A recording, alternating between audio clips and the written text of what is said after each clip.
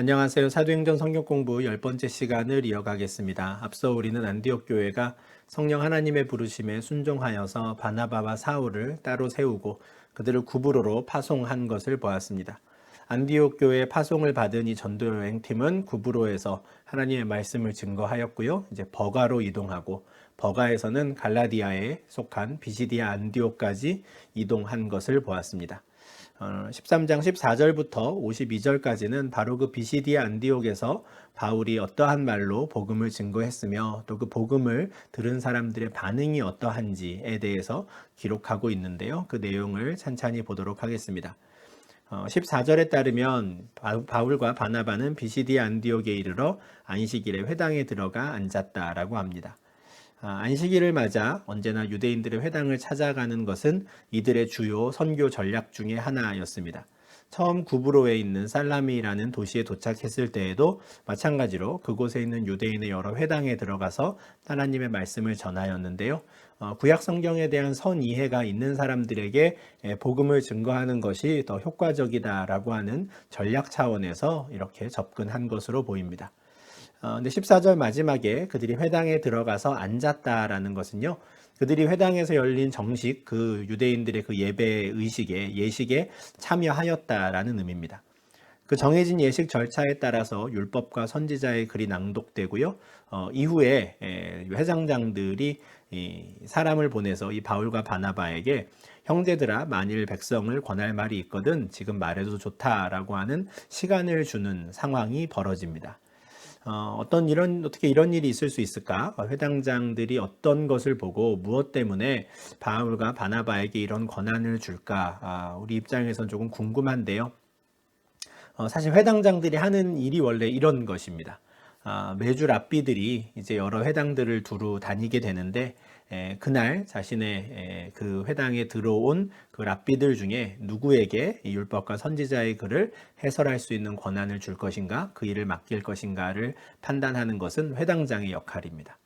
아마도 바울과 바나바의 옷차림을 통해서 아마 이들이 이 랍비의 역할을 감당할 수 있겠구나라는 것을 아마 알았을 것이고요. 혹시 그들의 신분을 확인을 미리 했다면 더더욱 이 회당장들은 바울에게 이 역할을 맡기고 싶었을 겁니다. 왜냐하면 바울은 자신이 유대인이고 바리새파에 속해 있으며 무엇보다도 당대 최고의 율법학자였던 가말리엘의 문화에서 율법을 배웠다라는 것을 이야기했을 테니 그런 이야기를 들으면 회당장 입장에서는 바울에게 꼭 이 율법과 선지자의 글에 대한 해설을 부탁하고 싶었을 겁니다. 관련해서 이 회당의 예배 순서에 대해서 조금 더 설명을 드리면 좋을 것 같은데요. 거의 공통적으로 나타났던 그 당시 유대인들 회당에서의 예배 순서가 이러했다고 합니다. 제일 먼저 쉐마 이스라엘이라고 하는 이 성경 구절을 낭독하는, 암송하는 것으로 시작합니다. 신명기 6장 4절 말씀인데요. 이스라엘아 들으라 우리 하나님 여호와는 오직 유일한 여호와이시니 라는 말씀입니다. 쉐마라는 것이 들으라라는 뜻이고요. 이 구절이 쉐마 이스라엘 이렇게 시작을 하다 보니 이제 쉐마라고 불리는 아주 대표적인 유명한 구절인데요. 우리가 섬기는 여호와 하나님이 오직 유일한 여호와이시다라는 것을 선포하는 것으로 회당의 예배는 시작이 됩니다. 그리고 정해져 있는 기도문을 낭독하는데 기도문을 하나만 하든지 또 여러 개를 하든지 이것은 그때그때 상황에 따라 행했다고 합니다. 기도문이 낭독된 이후에 이제 모세오경 중에서 한 장 그리고 예언서 중에서 또 한 장이 이렇게 성도들 앞에 유대인들 앞에 낭독이 됩니다. 근데 성경 말씀을 이렇게 낭독한 후에 그 낭독된 그 성경 구절에 대한 해설을 이제 말씀드린 그 랍비들에게 부탁을 하고요. 그럼 그 랍비들이 그 구절들에 대한 설교를 전합니다.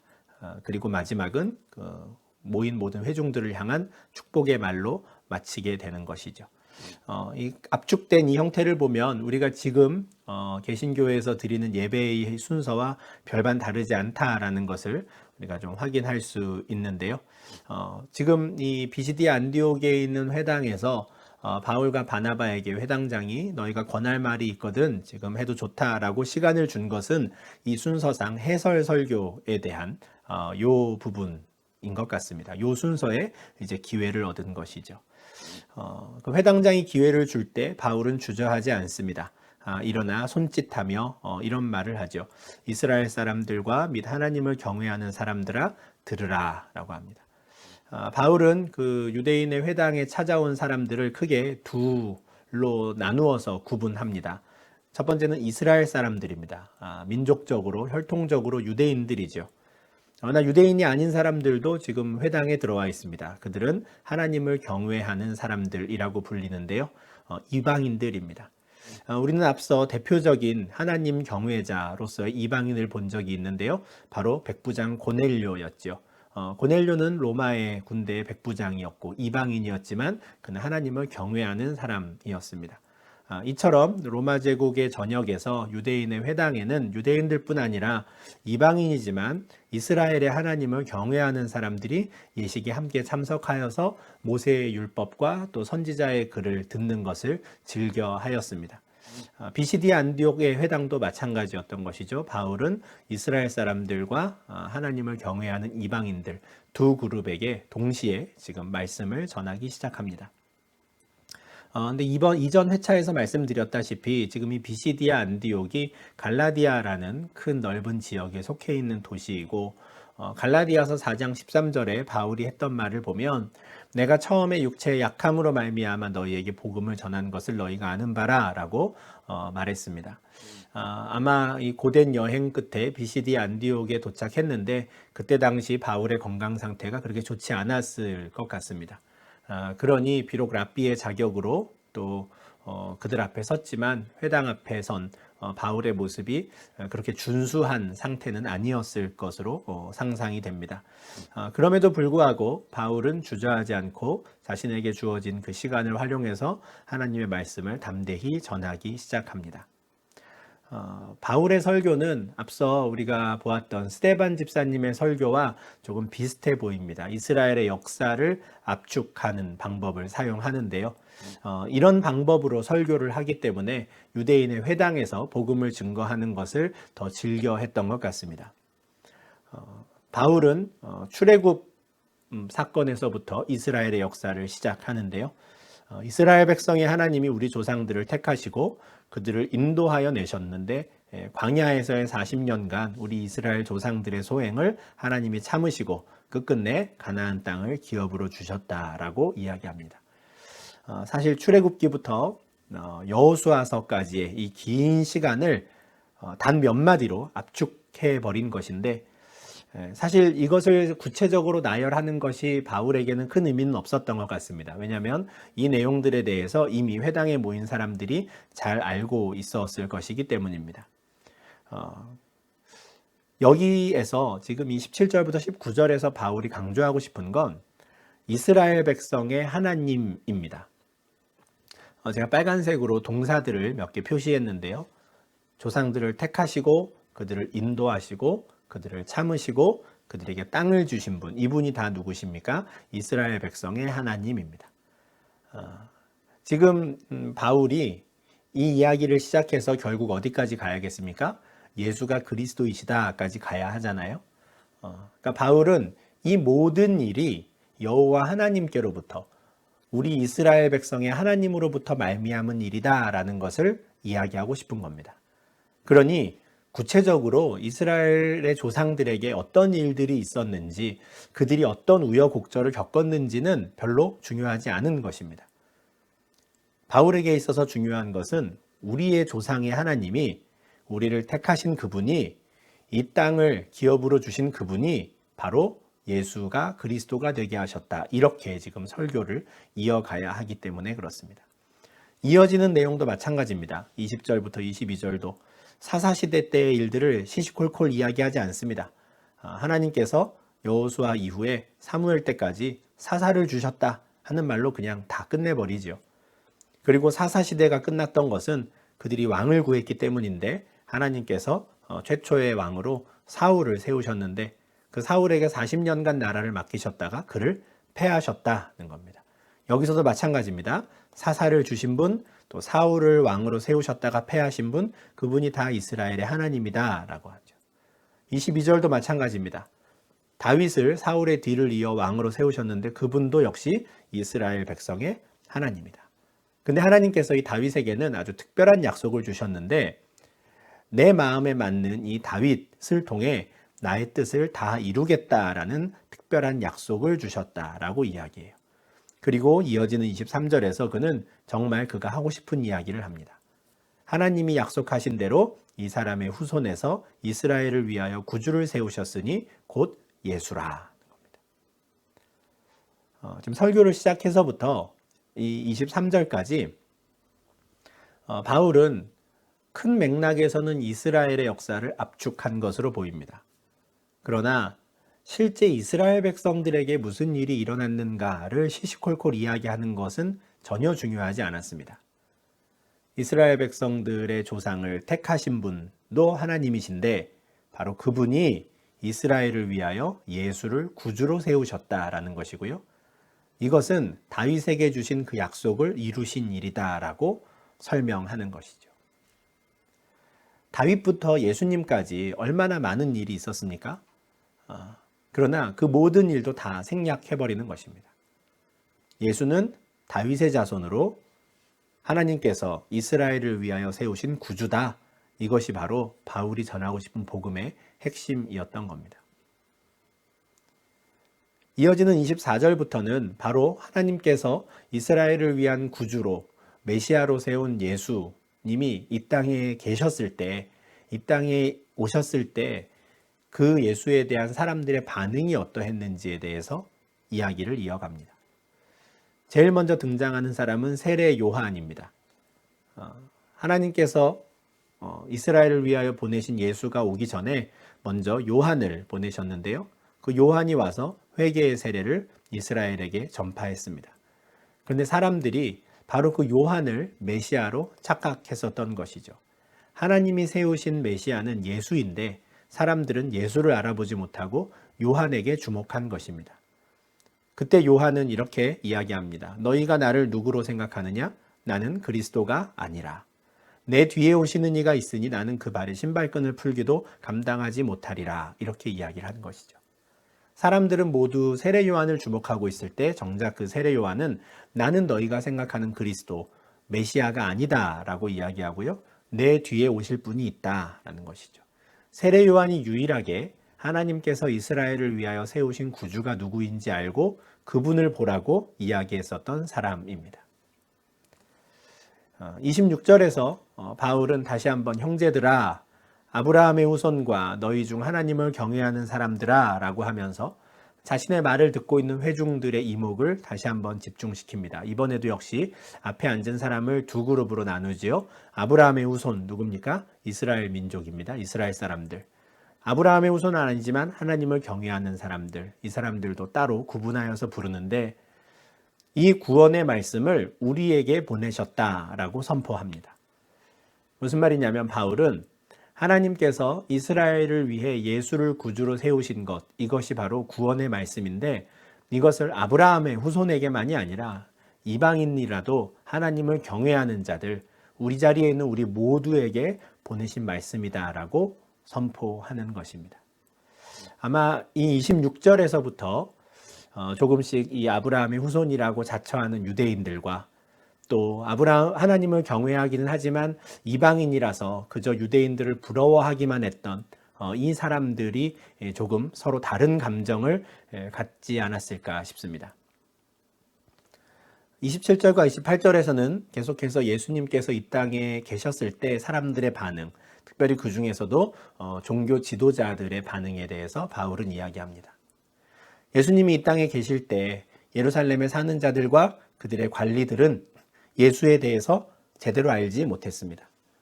그들은 안식일마다 지금 비시디아 안디옥의 회당에서 이 사람들이 하는 것처럼 날마다 모세오경과 선지자의 글을 읽고 가르치는 사람들이었지만 그 내용도 정확히 알지 못하고 가르치는 사람들이었습니다. 그러다 보니 모세와 선지자의 글이 예언하였던 그 모든 일들이 바로 예수를 통해서 이루어졌음에도 그들은 예수를 알아보지 못하고 오히려 그를 정죄하고 죽이지요.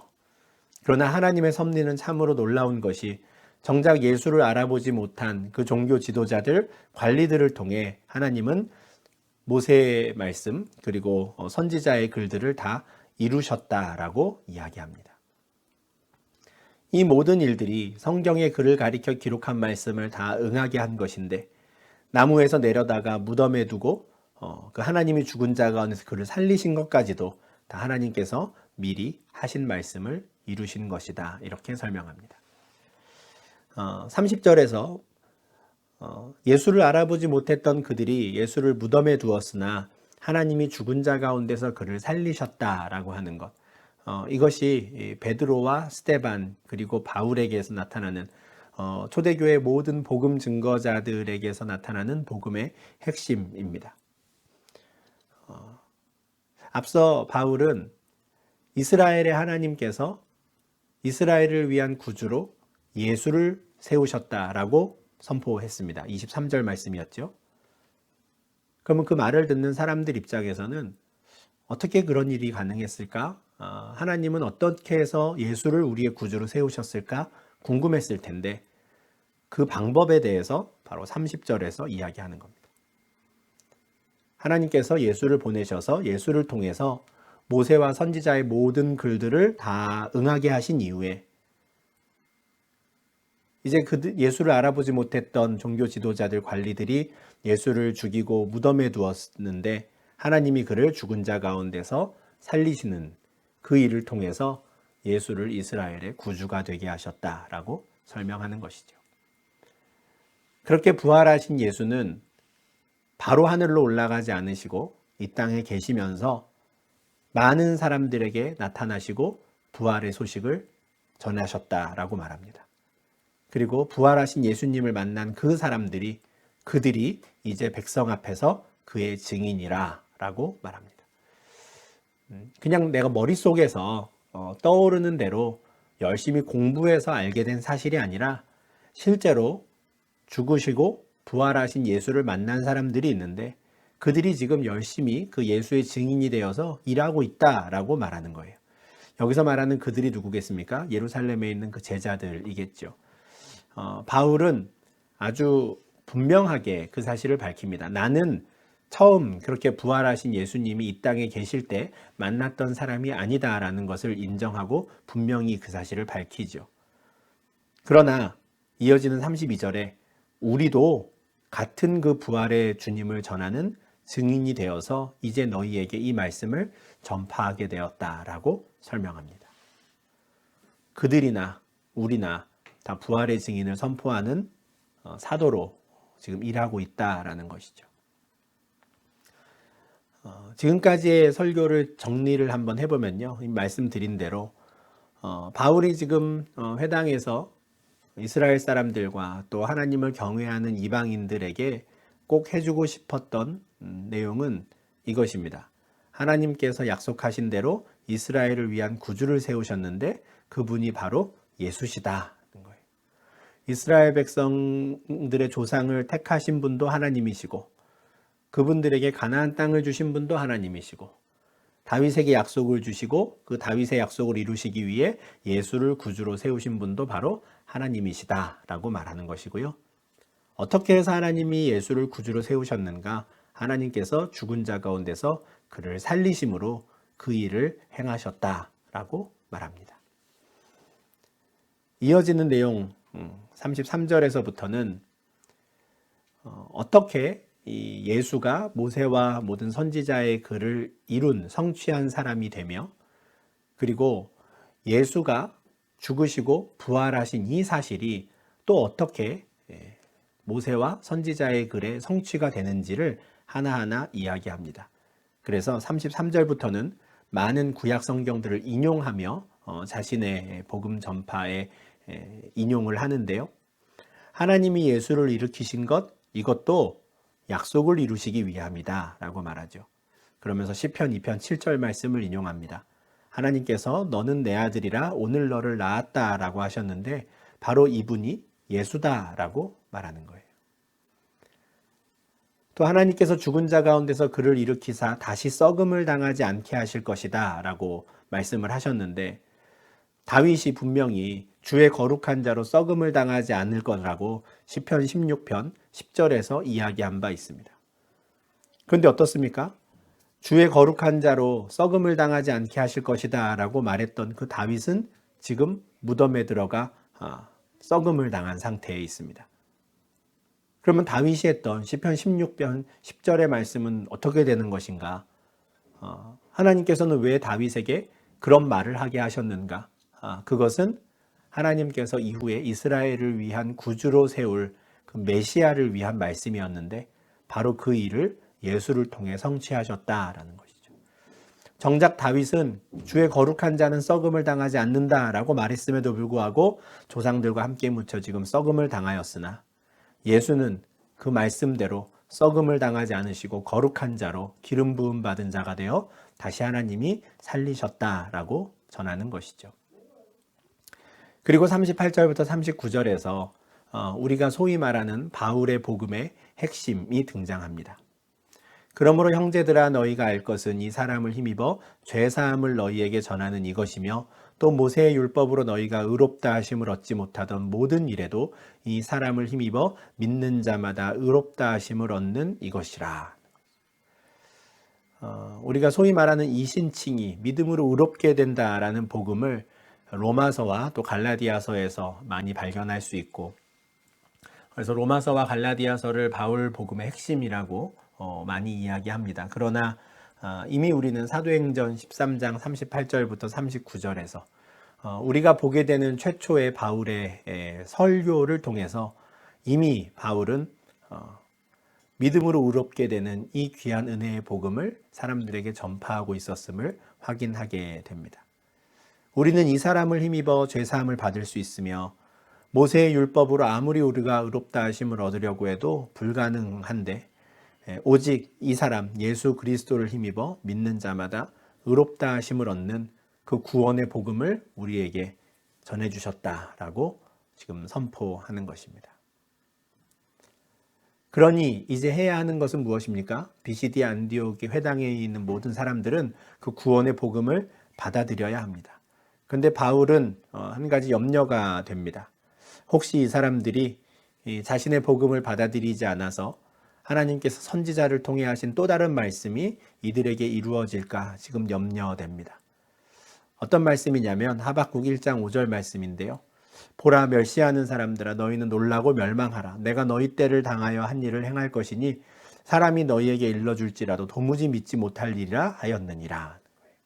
하박국 선지자의 말을 통해서 하신 말씀이 혹시 너희에게 이루어지지 않을지 조심해라 이 말입니다. 무슨 말입니까?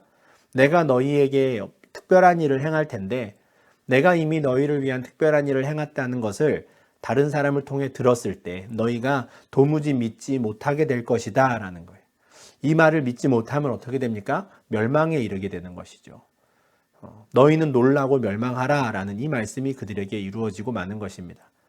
바울은 제발 내가 지금 전하는 이 구원의 말씀을 너희가 잘 받아들여서 선지자를 통해 하신 말씀이 너희에게는 미치지 않도록 너희가 조심해라. 꼭 그러기를 바란다 라고 당부합니다. 바울의 이와 같은 설교는 굉장히 긍정적인 또 호평을 받습니다. 그래서 모든 예식이 끝나고 그들이 나가면서 이 사람들은 다시 한번 공식적으로 바울을 다음 안식일 예식의 설교자로 요청하고 세우죠. 다음 안식일에도 이 말씀을 하라라고 권면하는 것입니다. 아주 큰 기회를 얻었습니다.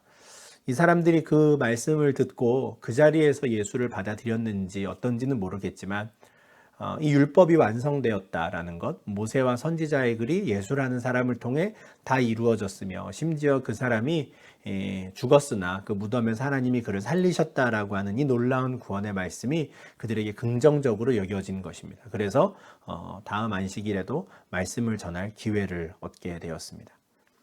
뿐만 아니라 회당의 모임이 끝난 이후에도 이 바울과 바나바가 전했던 이 설교가 많은 사람들에게 회자되었고 또 그 이후에 한 주간을 보내면서 아마 많은 사람들이 이 바울과 바나바를 찾아왔던 것 같아요.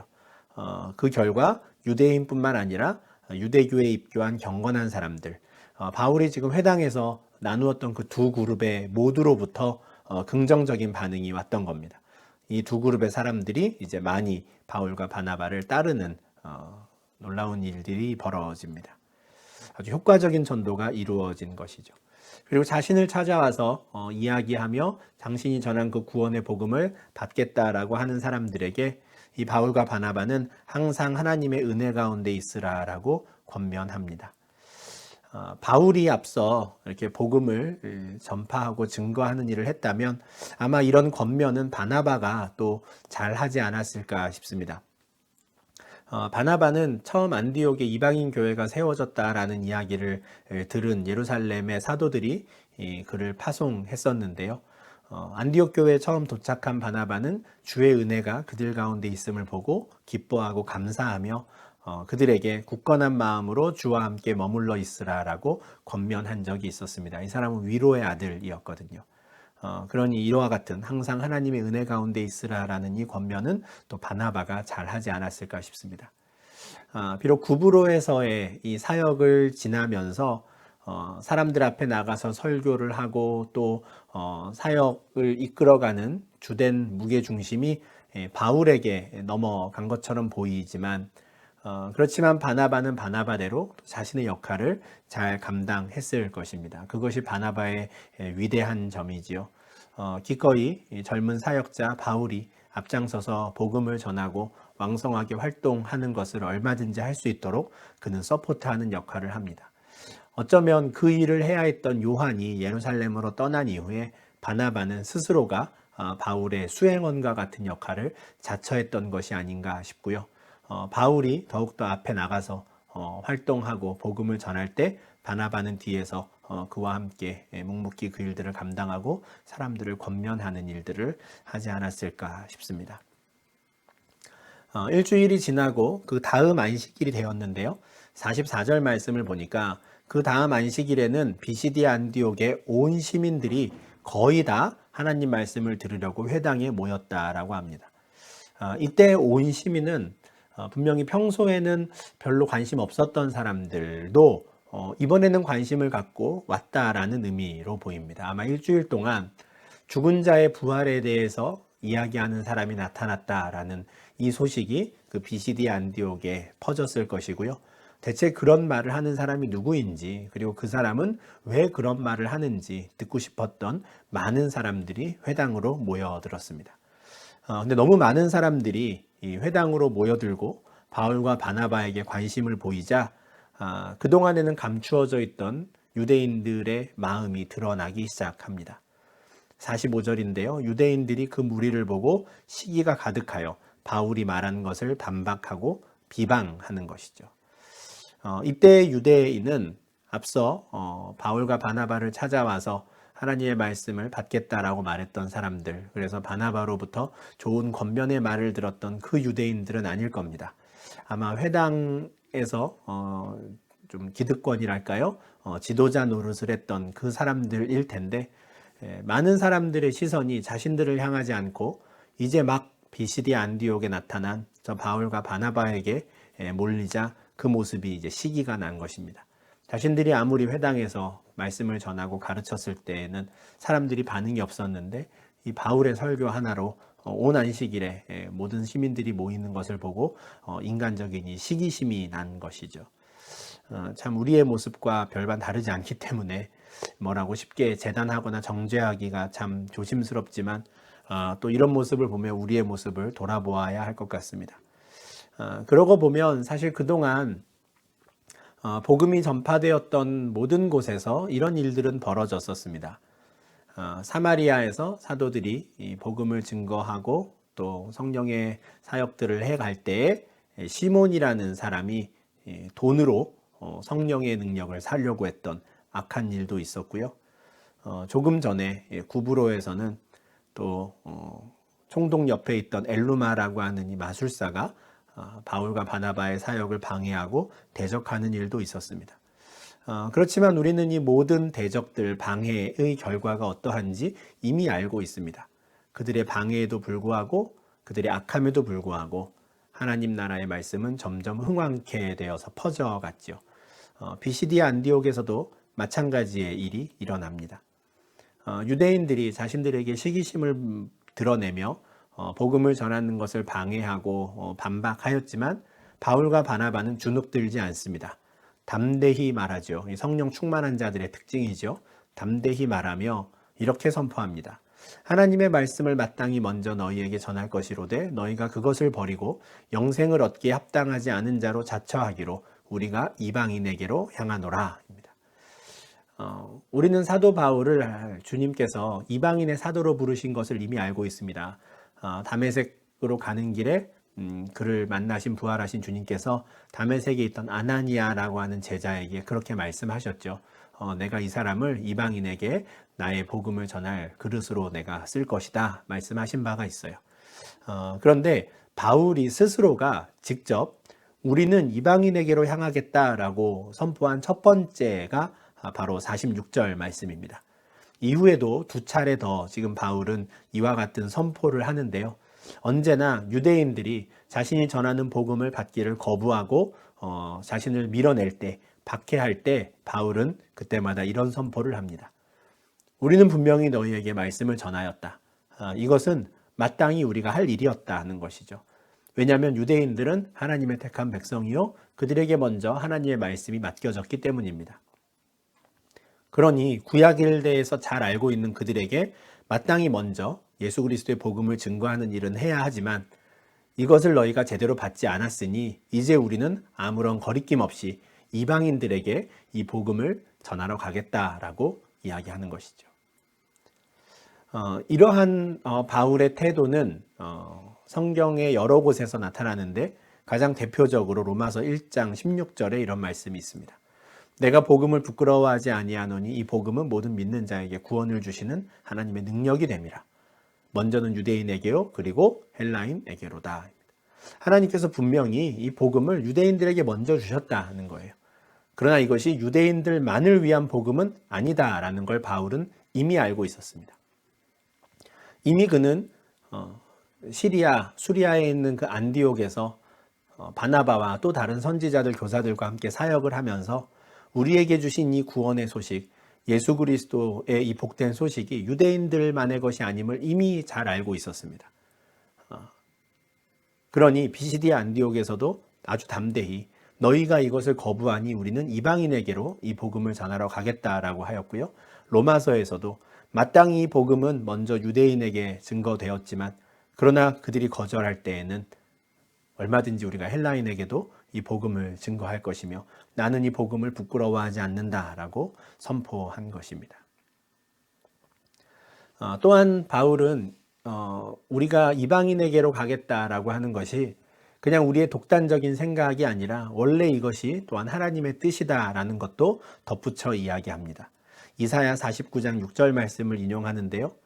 내가 너를 이방인의 빛으로 삼아 너로 땅끝까지 구원하게 하리라 라고 하신 이 말씀대로 우리는 예수가 이방인의 빛이 된다는 것을 알고 있고 예수를 통해 저 땅끝에 있는 모든 이방인들도 구원받게 될 것이니 우리는 이방인에게로 간다라고 선포합니다. 바울과 바나바가 이 유대인들의 반대와 또 박해에도 불구하고 아주 담대히 오히려 우리는 이 복음을 그러면 이방인에게 들고 가겠다라고 했을 때 그 자리에 있던 이방인들은 매우 기뻐합니다. 그리고 하나님의 말씀을 찬송하지요. 그 결과 어떻게 됩니까? 영생을 주시기로 작정된 자는 다 믿더라 라고 고백합니다. 48절 후반부에 영생을 주시기로 작정된 자는 다 믿더라. 이것은 하나님의 섭리 그리고 주권에 대한 놀라운 고백입니다. 물론 이것을 우리는 거꾸로 적용해서 하나님께서 처음부터 비시디아 안디옥의 유대인들은 구원하지 않기로 계획을 세우셨나 보다 라고 이해해서는 안 됩니다. 이것은 그렇게 적용될 수 있는 말씀이 아닙니다. 비시디아 안디옥에 있는 유대인들이 바울과 바나바를 시기하여서 그를 적대시하고 그의 말을 받아들이지 않은 것, 이것은 그들의 결정입니다. 바울이 선포한 그 복음을 듣고 마음에 찔림을 얻고 이들을 찾아와 그 말씀을 받기를 즐거워했던 자들, 그들 또한 그들의 결정으로 이 복음을 받아들인 것이죠. 그러나 이 벌어지는 모든 상황을 주관하시는 분은 여호와 하나님이시고 결국에는 하나님께서 이스라엘의 조상들을 택하시고 그들을 가나안 땅으로 인도하여 들이시고 또 사사시대를 보내고 사울과 다윗을 세우신 그 하나님이, 그리고 예수를 이스라엘을 위한 구주로 세우신 그 하나님이 또한 비시디아 안디옥에서 영생을 주실 자들에게는 다 주셨다라고 하는 고백인 겁니다.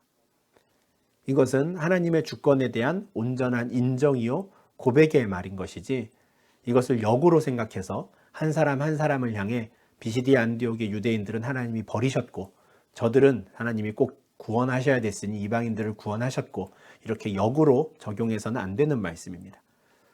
모든 일들을 주관하시는 분은 하나님이시니 단 하나의 오차도 없이 하나님이 영생을 주시기로 작정된 자는 이 유대인들의 방해에도 불구하고 다 복음을 받아들이고 구원을 얻었다라는 믿음의 고백인 것입니다.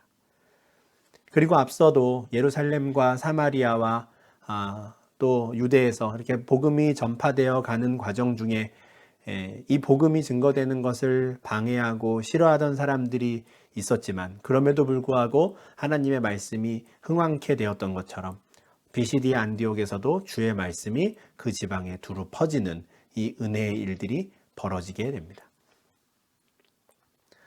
이런 모습은 마태복음 22장에서 예수님께서 비유로 하신 말씀이 떠오르는 장면입니다.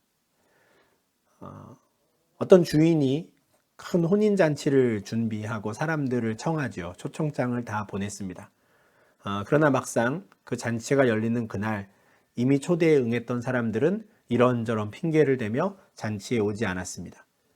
아주 분노한 그 주인은 종들에게 이렇게 말하죠. 혼인잔치는 준비되었으나 청한 사람들은 합당하지 아니하니 내 거리 길에 가서 사람을 만나는 대로 혼인잔치에 청하여 오라, 이렇게 말합니다. 무슨 말입니까? 하나님의 구원 사역을 방해하는 자들이 있고요. 하나님의 구원의 복음을 거부하는 자들이 있지만 그렇다고 해서 하나님께서 당신이 계획하신 일을 취소하시거나 변경하는 일은 없다라는 말씀입니다. 초대받은 사람들이 오지 않았다고 해서 그 주인은 혼인잔치를 취소하지 않습니다. 혼인잔치는 진행되는 것입니다. 다만 그 은혜를 받는 사람들이 달라지게 되는 것이죠. 똑같은 일이 복음이 선포되는 현장에서 일어납니다. 복음을 대적하고 복음을 거부하는 사람들이 있습니다. 그러나 그들이 있다 하더라도 하나님께서 준비하신 예비하신 구원의 사역은 계속해서 진행되는 것입니다. 오히려 먼저 청함을 받았던 유대인들이 그것을 거부하니 어떻게 됩니까? 이방인들에게로 이 복음이 흘러가며 이방인들로 이 혼인잔치가 채워지는 일들이 일어나는 것이죠. 이런 상황에 대해 바울은 로마서 11장 33절에서 깊도다 하나님의 지혜와 지식의 풍성함이여 라고 말합니다. 유대인들, 이방인들 나누어져 있던 이 하나님의 구원에 대한 생각들이 예수 그리스도의 복음으로 말미암아 하나 되게 하시고, 오히려 선뜻 이 복음을 받아들일 것만 같았던 유대인들이 복음을 거부함으로 도리어 그 구원의 은혜가 예전에는 하나님의 백성이 아니었던 이방인들에게로 향하게 되는 이 상황을 보며 바울은 이것은 하나님의 지혜의 풍성함이요 지식의 풍성함이다. 우리가 감히 헤아릴 수 없는 것이다 라고 말하는 것이죠. 그 결과 앞선 그 고백이 나오는 겁니다. 하나님께서 영생을 주시기로 작정된 모든 자들은 이 믿음을 갖게 하시는구나 라고 고백하게 되는 것이죠. 그럼에도 불구하고 여전히 유대인들은 이 바울과 바나바에 대한 적대감을 계속해서 드러냅니다. 그냥 단지 회당에서 바울이 복음을 전할 때 그냥 몇 마디 말로 그를 반박한 것에 그치지 않고요. 50절을 보니까 경건한 귀부인들과 그 신의 유력자들을 선동하여 바울과 바나바를 박해하게 하고요. 결국 그 지역에서 쫓아내고 맙니다. 여기 나오는 경건한 귀부인들, 신의 유력자들은 아마 하나님 경외의 자들로 회당에 자주 왔던 사람들 중에서 바울의 복음을 받아들이지 않은 사람들인 것 같습니다. 이 사람들은 원래부터 이제 유대의 종교 지도자들, 그 지역의 유지들과 아마 깊은 관계에 있었던 것 같고요. 이제 이들이 유대인들의 편에 서서 이제 바울과 바나바를 박해하는 것이죠. 아마 어떤 육체적인 좀 해함이 있었던 것 같고요. 결국은 그곳을 떠나도록 쫓아버리기까지 합니다. 여러 가지 방법들을 동원해서 바울과 바나바를 회당에서 밀어내고 결국에는 비시디 안디옥이라는 도시에서도 밀어낸 것인데, 앞서 바울이 첫 번째 안식일에서 그들에게 복음을 전할 때 제발 너희가 선지자들을 통해 하신 말씀이 너희에게 미치지 않도록 조심하면 좋겠다. 너희가 이 복음을 꼭 받아들여서 멸망당하는 자가 되지 않기를 바란다라고 바울은 이야기했는데, 결국 이들은 하박국 선지자를 통해 하나님께서 하신 말씀이 이들에게 이루어지고 마는 안타까운 일을 맞이하게 되었습니다. 그렇지만 바울과 바나바는 주눅들지 않습니다. 이미 그들이 시기하여서 반박하였을 때에도 오히려 담대히 우리는 이방인들을 향해 가겠다라고 선포하였던 것처럼 51절에서 그들은 자신을 쫓아내는 비시디아 안디옥의 유대인들 앞에 발의 티끌을 떨어버립니다. 이 발의 티끌을 떨어버린다는 것은 예수님께서 마태복음 10장에서 제자들에게 하신 말씀과 연결되는데요. 예수님께서 마태복음 10장에서 제자들을 파송하시면서 혹시 누구든지 너희를 영접하지도 않고 너희 말을 듣지 않으면 그 집이나 성에서 나갈 때 너희 발의 먼지를 떨어버리라 라고 합니다. 우리가 이 성에서 할 수 있는 일은 최선을 다해서 했는데 이들이 우리를 영접하지 않은 것이니 더 이상 우리의 책임이 아닙니다 라는 차원으로 발의 먼지를 떨으라는 것이죠. 그렇게 되면 어떻게 됩니까? 그 성에 대한 심판은 내가 하겠다라고 예수님이 말씀하십니다.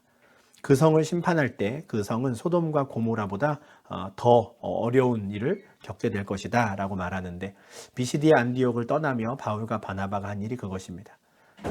우리는 발의 먼지를 떨어버릴 뿐이고 이후의 상황은 하나님께 맡기는 것이죠. 복음을 증거하는 것은 이런 자세가 필요합니다. 우리는 때로는 너무 애걸하는 자세로 복음을 전할 때가 있습니다. 마치 이 복음을 듣는 그 사람을 더 높이는 경우가 있는 것이죠. 제발 이 복음을 받아들여 주시면 좋겠습니다 라고 하는, 좀 극단적으로 과장해서 말하면 그렇습니다. 그런 태도로 어떻게 우리가 살살 저분들의 기분을 상하지 않는 선에서 이 복음을 잘 전할 수 있을까를 고민할 때가 있는데요. 그러나 복음은 그런 것이 아닙니다. 이 세상을 창조하시고 이 세상의 모든 것을 주관하신 하나님께서 이제 우리를 구원하실 길을 내셨다라는 선포입니다. 이것을 받아들이는 자는 영생을 얻는 것이고요. 받아들이지 않는 자들은 멸망당하게 되는 것입니다. 그리고 그것으로 끝인 것이죠. 이 복음을 받아들이지 않는 자들에 대한 안타까움이야 당연히 우리가 있어야 하겠지만, 그것을 넘어서서 어떤 또 다른 인간적인 차원의 접근을 하기보다는 오늘 비시디아 안디옥에서 바나바와 바울이 보여준 것처럼, 또 예수님이 마태복음 10장에서 이미 말씀하신 것처럼 우리를 영접하지도 않고 우리 말을 듣지도 않는 사람에게는 오히려 담대히 발의 먼지를 떨어버리고 그들을 떠나 오히려 더 이 복음에 귀를 기울일 다른 사람들에게 가서 이 복음을 증거하는 그런 담대한 태도가 필요한 것 같습니다. 실제로 이들이 그렇게 떠나 이고니오로 향해 갈 때 그곳에 남아있던 제자들은 기쁨과 성령이 충만하였습니다. 비록 유대인들의 그 시기로 인해 바나바와 바울이 일찌감치 도시를 떠나게 되었지만 그곳에서 그들을 통해 복음을 들었던 자들은 기쁨과 성령이 충만한 것이죠. 참된 믿음을 가진 자들의 모습이 나타납니다. 근데 한 가지 좀 말씀을 좀 드리면, 이 비시디아 안디옥을 이렇게 떠나고 몇 달이 지나서 바울이 갈라디아서를 씁니다. 근데 갈라디아서에 나오는 그 갈라디아 지역에 있는 성도들의 모습은 굉장히 안타까운 상황을 보입니다. 다른 서신과는 달리 갈라디아서에서 바울은 이 편지를 받는 사람들을 칭찬하지 않는데요. 시작하면서부터 바로 이들을 책망합니다. 왜 너희들이 그리스도의 은혜로 너희를 부르신 이를 이렇게 속히 떠나서 다른 복음을 따라가냐고 그들을 책망합니다. 너희들을 찾아와서 너희를 교란하는 사람들이 있는데 그 사람들의 말에 귀를 기울이다 보면 그리스도의 복음이 달라지게 된다라고 말하는 거예요. 아마도 바울과 바나바를 쫓아냈던 그 유대인들이 또 다른 이야기들을 통해서 계속해서 바울과 바나바의 복음을 변하게 만들고, 또 바울과 바나바가 잘못된 가르침을 그들에게 주고 간 것처럼 오해하게 만들었던 것으로 보입니다. 그러다 보니 이 사람들이 흔들리게 되는데요. 갈라디아 3장 1절에서 그렇게 흔들리는 그 사람들의 모습을 보며 어리석다라고 합니다. 예수 그리스도께서 십자가에 못 박히신 것이 너희 눈앞에 밝히 보이는데 누가 그것이 거짓이라고 너희를 꾀고 있느냐라고 이야기해요.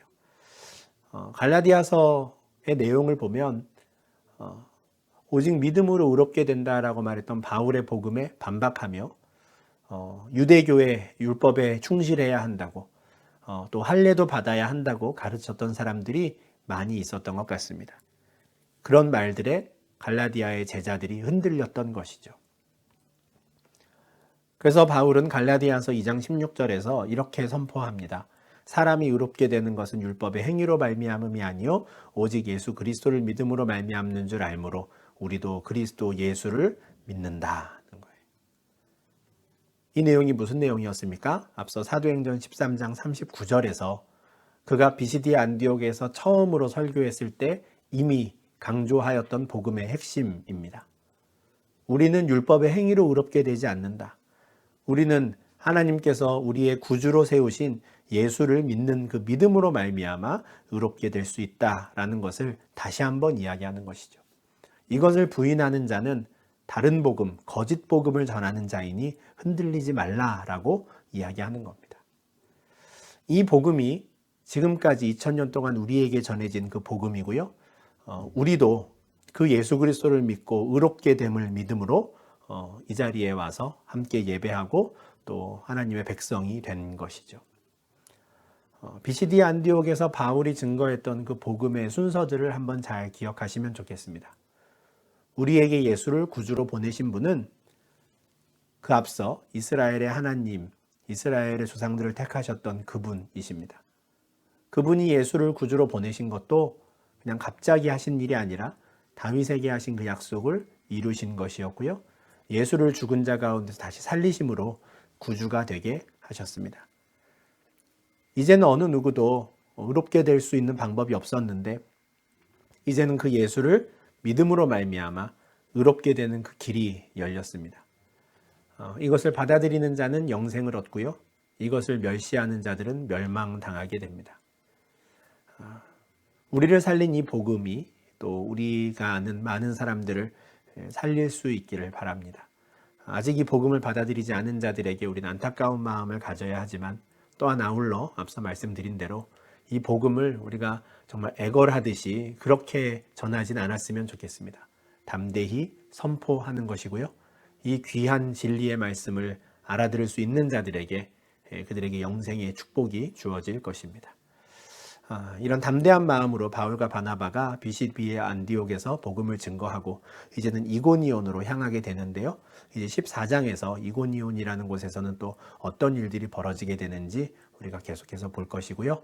사도행전 성경 공부 10번째 시간은 이렇게 마무리하도록 하겠습니다. 감사합니다.